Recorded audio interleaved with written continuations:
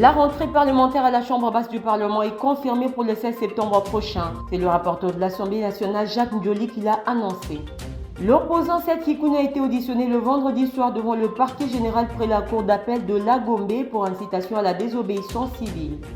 En sport, le technicien malien Mohamed Magassouba du Saint-Éloi Loupopo s'est dit prêt pour la première manche du deuxième tour préliminaire de la Coupe de la Confédération CAF 2024-2025.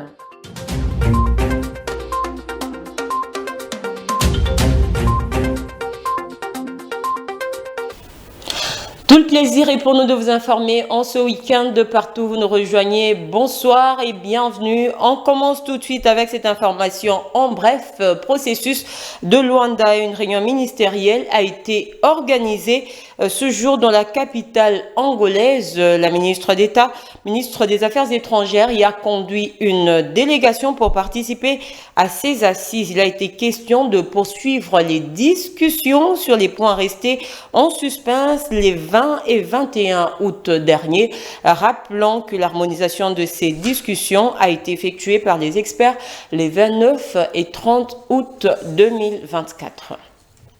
Et puis le chef de l'État, Félix-Antoine Tshisekedi, a mis l'accent sur les résolutions prises le jeudi lors de la réunion interconstitutionnelle entre les deux présidents du Parlement, la Première ministre et le président de la Cour constitutionnelle.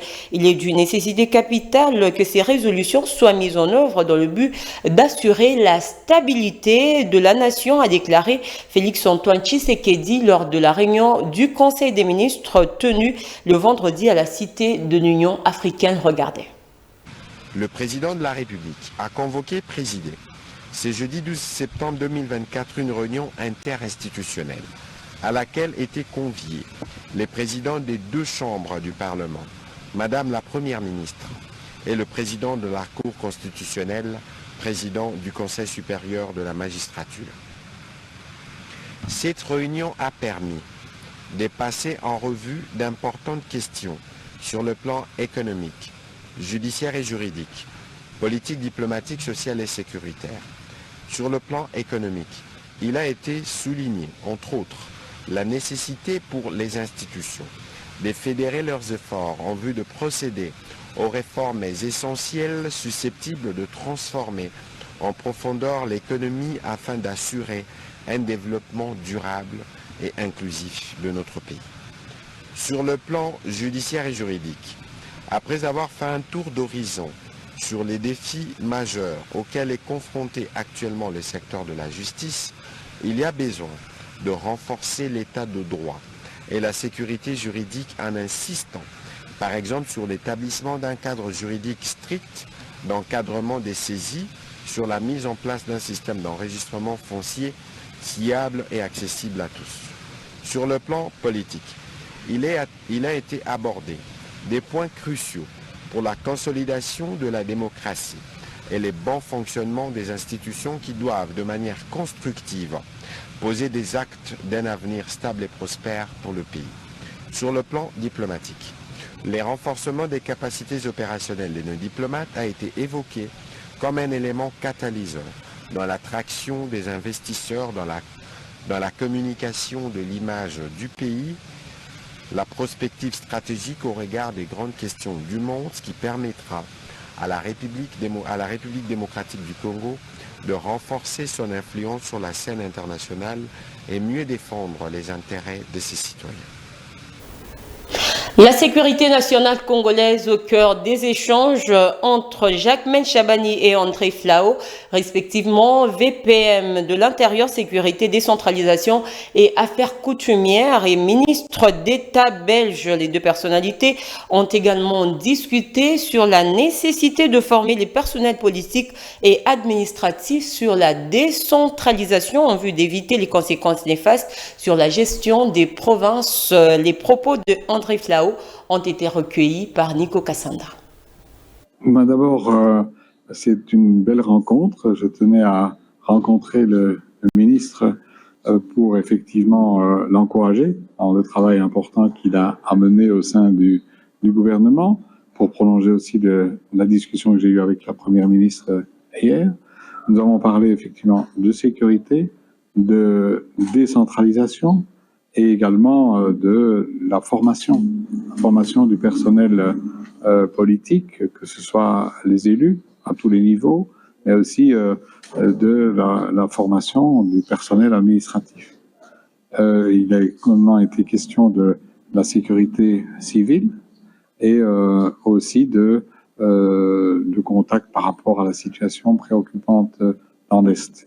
Mais comme vous le savez, ma visite ici, elle vise surtout à faire témoignage à mon retour en Belgique que les choses bougent dans un bon sens avec des responsables aux différents niveaux de pouvoir qui ont cette volonté de faire bouger les lignes, comme on dit, dans un sens positif et pour apporter des solutions, même quand des crises se produisent. La décentralisation est effectivement une nécessité qui impose de pouvoir reposer sur des responsables aux différents niveaux qui sont bien formés et puis qui doivent aussi bénéficier d'une certaine stabilité pour mener à bien leur action. C'est une décentralisation qui ne peut pas compter sur une stabilisation, par exemple, des gouverneurs de province, risque d'être marquée par des incertitudes, et qui dit incertitude dit désordre, qui dit désordre dit conséquences négatives pour le personnel. Je l'ai annoncé au sommaire, la rentrée parlementaire de la Chambre basse du Parlement est confirmée pour le 16 septembre prochain. C'est le rapporteur de l'Assemblée nationale, Jacques Joly, qui l'a annoncé. C'était au terme de la réunion du bureau de l'Assemblée nationale le vendredi 13 septembre. Regardez. Prévu le 15 septembre qui tombe un dimanche, la rentrée parlementaire de l'Assemblée nationale se tiendra le lundi 16 septembre conformément à la Constitution.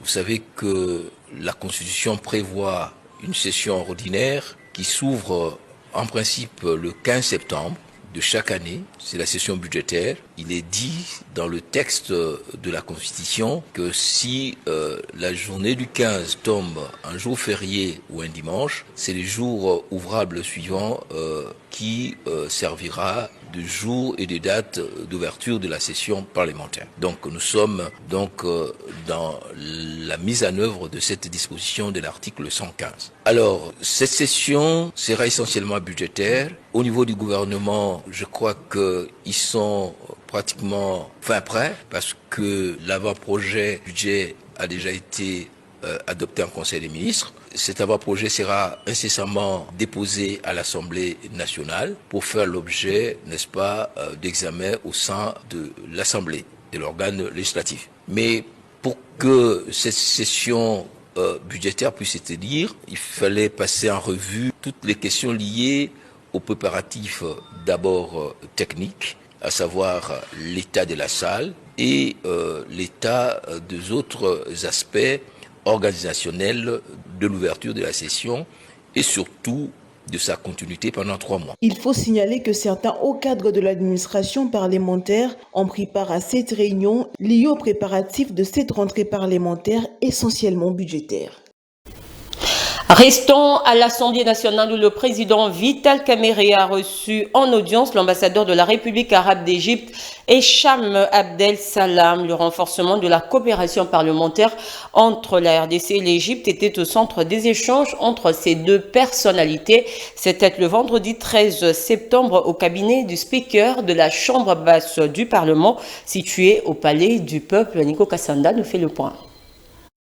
L'Égypte sollicite un renforcement de la coopération parlementaire avec la République démocratique du Congo. C'est à ce sujet que le président de la Chambre basse du Parlement, le professeur Vital Kamerhe, a échangé le vendredi 13 septembre 2024 dans son cabinet de travail avec l'ambassadeur de la République arabe d'Égypte en RDC, Hicham Abdel Salam El Mekwad. L'hôte du président de l'Assemblée nationale est venu lui remettre l'invitation de son homologue égyptien, le docteur Hanafi Gebali, président de la Chambre de représentants. C'était pour donner à son Excellence l'invitation de son homologue égyptien, une invitation pour Monsieur le Président pour visiter l'Égypte autant qu'il lui convient, avec une délégation de l'Assemblée nationale. Bien sûr, réceptif et très positif pour cette invitation. Et on a eu aussi le temps de discuter un peu sur les relations bilatérales entre nos deux pays qui sont à un niveau excellent et stratégique. Dans cette correspondance, la Chambre des représentants du pays des pharaons motive son invitation par la nature des liens étroits entre les deux pays, caractérisés par la diversité des domaines des coopérations qui nécessitent un enrichissement des visions des questions d'intérêt commun. J'ai l'honneur de vous inviter à visiter l'Égypte et la Chambre des représentants afin de discuter sur le moyen de renforcer les relations bilatérales entre les deux pays frères, notamment au niveau parlementaire. Nous sommes confiants que cette visite donnera un nouvel élan aux excellentes relations entre la RDC et l'Égypte dans l'intérêt des deux peuples amis, a précisé Hanafi Ghebali, président de la Chambre des représentants égyptiens, dans sa correspondance. Volontiers, le speaker de l'Assemblée nationale, Vital Kamerhe, a donné son accord pour une visite dans les prochains jours au Caire. Il faut dire que, outre l'invitation, dans leurs échanges, l'ambassadeur Hicham Abdel Salam a aussi montré l'intérêt majeur qui existe dans le renforcement de la coopération bilatérale entre les deux pays. Le diplomate égyptien a rappelé au président Vital Kamerhe que plusieurs projets bilatéraux sont en attente d'implémentation, notamment dans le domaine de l'énergie propre et renouvelable, des infrastructures, recherches scientifiques, transport avec la rénovation du chemin de fer Kinshasa-Matadi et la réhabilitation des quelques aéroports du pays. Autre titre tenu le vendredi 13 septembre au Collège de hautes études, stratégie et de défense de la 3e réunion trimestrielle des attachés de défense et militaires accrédités en RDC, présidée par le général de brigade Nicolas Niembo Mabaka, directeur de la direction d'acquisition des approvisionnements au secrétariat à la défense. Cette rencontre a consisté à renforcer la coopération diplomatique de la RDC avec les pays frères. Nico Kassanda revient. Réagissons à propos du dialogue entre Congolais soutenu par quelques acteurs politiques. Obed Ishibarwani, acteur politique et secrétaire général adjoint en charge de la communication et relations publiques au parti Bus au Peuple, soutient l'idée mais à condition que l'intérêt supérieur de la population soit privilégié. Nous sommes bantous et dans notre culture, il y a ce qu'on appelle l'arbre à palabre. Donc la culture du dialogue, c'est dans notre culture. Nous ne pouvons que dialoguer quand il y a des problèmes. Aujourd'hui, il se pose un problème dans le pays. Nous avons la guerre et tant d'autres choses. Que l'initiative vienne de l'opposition, je ne trouve pas du mal. Parce que ça pouvait venir du chef de l'État ou de l'autre. Donc dialoguer, ce n'est pas bon. Mais du moins, il faudrait, à mon avis, qu'il y ait déjà le pourquoi, l'agenda de ces dialogues. Parce que ça sera une énième dialogue dans ce pays. Et dans le précédent, nous avons eu tendance de voir que c'était plus un partage des gâteaux au lieu de faire un tour, une table ronde pour trouver des solutions aux problèmes réels de la population congolaise. Donc il faut dialoguer pour l'intérêt du peuple et non pas pour se partager les gâteaux. Cet acteur politique martèle que ces dialogues doivent être inclusifs. Je crois qu'il est aussi important de dire que le dialogue doit être inclusif. Donc, il faut que tout le monde se retrouve. Il ne faut pas prendre un groupe de personnes et laisser d'autres qui vont encore continuer à ruminer, à rouspiller dans leur coin par son caractère qui rassemble tout le monde autour d'une table pour trouver des solutions aux problèmes des Congolais. Parce que si nous prenons un groupe d'individus et que d'autres se sentent lésés, ça sera toujours la même chose. Et nous espérons que si dialogue il y aura, ça sera dans ce sens-là où nous aurons un dialogue inclusif, où les grandes questions seront débattues et des solutions aux problèmes réels des Congolais seront trouvées. Signalons que ce dialogue constitue les deuxièmes souhaités par les Congolais. Le premier n'a pas donné des résultats escomptés. Vous venez plutôt de suivre la réaction de Obed Ishibarwani, acteur politique, sur l'idée du dialogue congolais. En justice, interpellé depuis le 2 septembre, l'opposant Seth Kikouni a été auditionné le vendredi soir devant le parquet général près la cour d'appel de la Gombe en présence de ses avocats. L'ancien candidat président est poursuivi, entre autres, pour incitation à la désobéissance civile et propagation de faux bruits du côté de son parti. Cette procédure est jugée d'acharnement sur leur président Gabriel Moussafiri, qui est chargé de communication de Piste nous en parle. Le président Seth Kikouni a été transféré hier dans la soirée au parquet près la cour d'appel de Kinshasa-Gombe où il a été auditionné en présence de ses avocats. Et les griefs qui sont retenus contre lui, il s'agit notamment de la propagation de faux bruits et puis de l'incitation à la désobéissance civile. Après l'audition, il a été, n'est-ce pas, retourné à l'ANER où il est détenu, tout en étant à la disposition du parquet. Donc voilà, nous au niveau du parti Piste pour l'émergence, nous qualifions cela d'un acharnement contre notre président Seth Kikouni parce que sa détention, vu les griefs qu'ils ont retenus contre lui, normalement il ne devrait pas être enlevé, et puis passer 10 jours à l'ANER. En tout cas, nous exigeons sa libération immédiate et sans condition, parce que là, il s'agit vraiment de l'acharnement. On lui reproche d'avoir tenu des propos d'incitation à la désobéissance lorsqu'il était à Lubumbashi.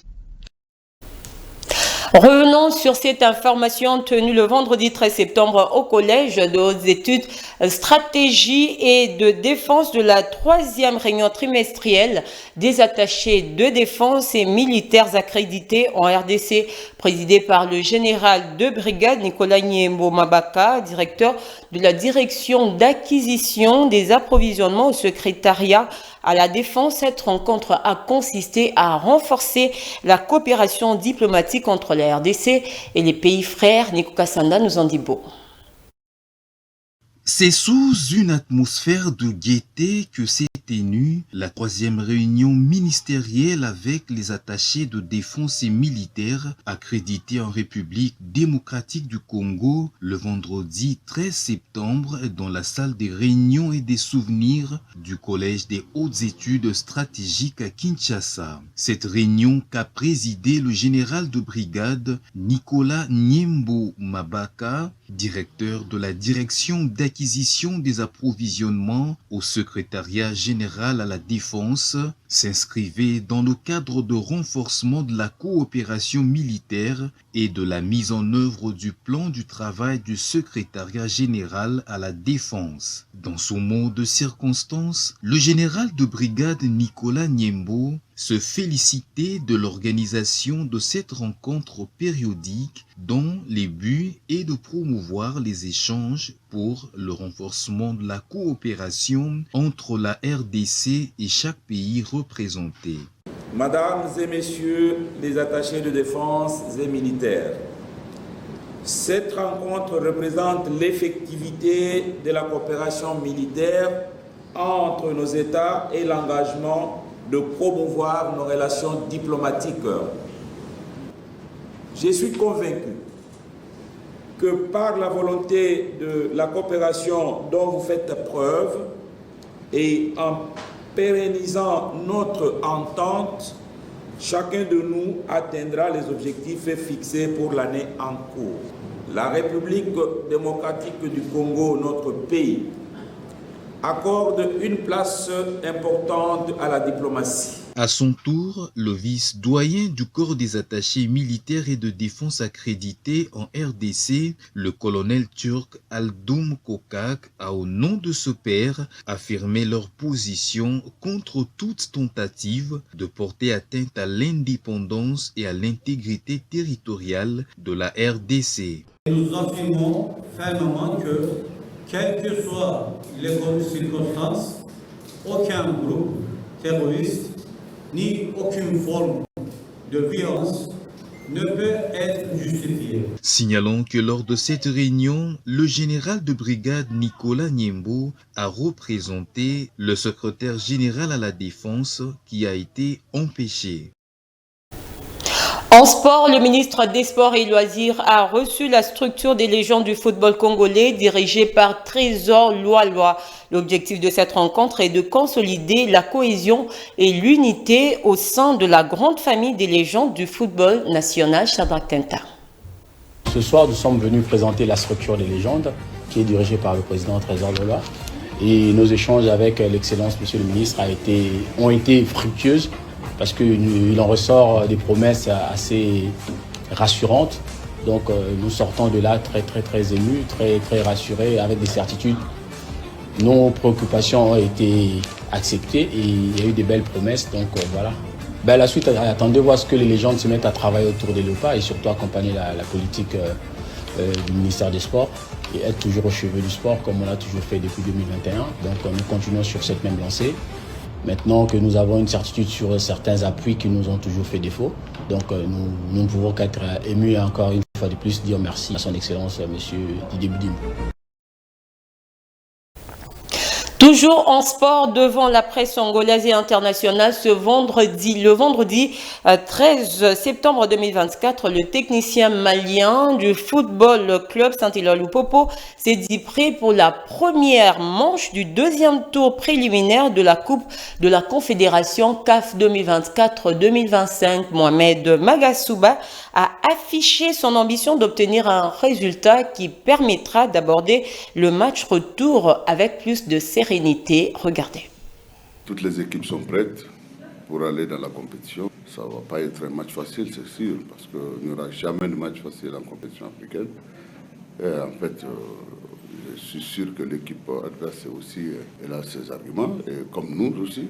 Donc, bientôt, on va se retrouver sur le terrain pour pouvoir chacun de son côté se faire prévaloir. Et sur le plan technique, on a bien affûté nos armes pour pouvoir rentrer en compétition. Nous, tous les terrains sont les mêmes, parce que partout le terrain, il est rectangulaire. Je crois qu'il n'y a pas de terrain circulaire, rond, ou que sais-je encore, ou trapézoïdal. Tous les terrains, c'est des grands rectangles. Nous sommes habitués à évoluer sur des rectangles, qu'il s'agisse du rectangle de chez nous ou ailleurs. Le Popo, on fait notre match. Nous sommes fin prêts. C'est vrai qu'on n'a fait que des matchs amicaux, mais nous avons la tête sur les épaules et nous savons comment il faut rentrer dans les matchs et comment il faut les finir. C'est ça qui est très important. Mais d'avance, je ne m'inscris pas en droite ligne de ce que vous pensez. Match facile en football, il n'y a pas de match facile. Match facile par rapport à quoi? Point d'interrogation, parce que le match n'est jamais facile. Un match, c'est un véritable saut dans l'inconnu. Il faut se préparer, il ne faut pas se mettre dans la tête que parce qu'il s'appelle Bravo ou quoi, ce n'est pas une équipe qui est connue comme par exemple Petros Atlético d'Angola, etc., Primoro d'Agosto, mais c'est une équipe. En dehors de nos frontières, pour terminer, en moins d'un mois du scrutin présidentiel, de nombreux jeunes et des femmes tunisiens ont manifesté vendredi pour défendre des droits et libertés en ce moment où de nombreux opposants sont aux arrêts au pays. Bénédicte Kokemonombi.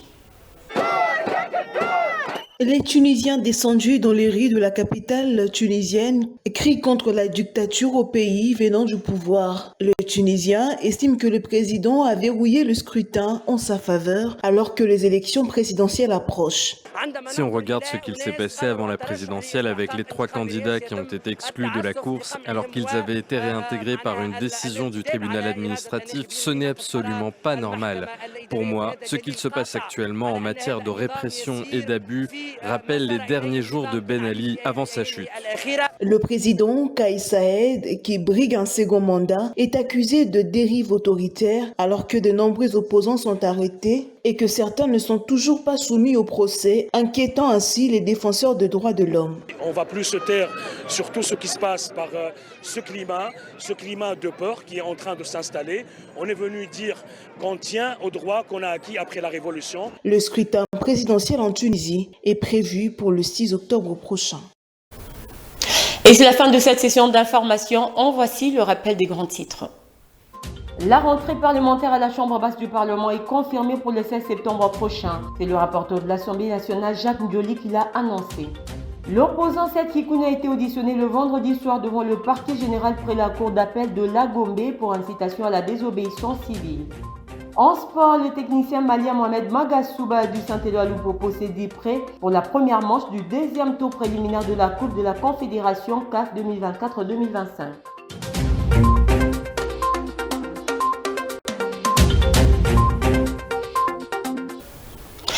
C'est la fin complète de cette édition du journal. Merci à vous tous de nous avoir suivis et merci de nous avoir été fidèles durant toute la semaine. Passez un excellent week-end chez vous. Bonsoir.